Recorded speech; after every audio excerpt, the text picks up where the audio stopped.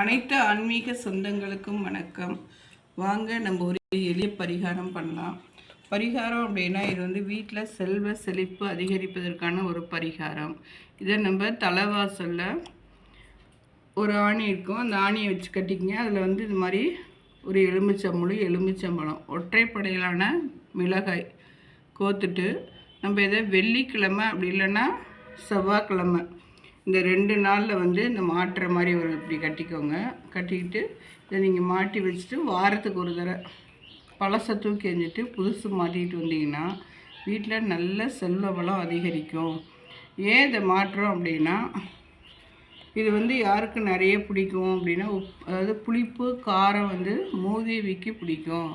அவங்க வந்து நம்ம இல்லத்துக்கு வராமல் இருப்பதற்கு அவங்க வெளியிலேயே விரட்டுறதுக்கான ஒரு வழி தான் அது. அப்போ வந்து இதை வச்சுட்டப்ப அவங்க வந்து உள்ளே வராமல் வெளியில் வச்சுருக்கக்கூடிய இந்த பழத்தையும் மிளகாயும் சாப்பிட்டு போயிடுவாங்க. அப்போ அவங்க தங்கச்சி வந்து நம்ம வீட்டில் நிரந்தரமாக இருப்பாங்க. அதாவது லக்ஷ்மி தேவி வந்து நம்ம வீட்டில் நிரந்தரமாக குடியிருக்கிறதுக்கான ஒரு பரிகாரம் தான் இது. இதை கண்டிப்பாக பண்ணி பாருங்கள், பலன் நல்லாயிருக்கும். நம்புவோம், நல்லதே நடக்கும்.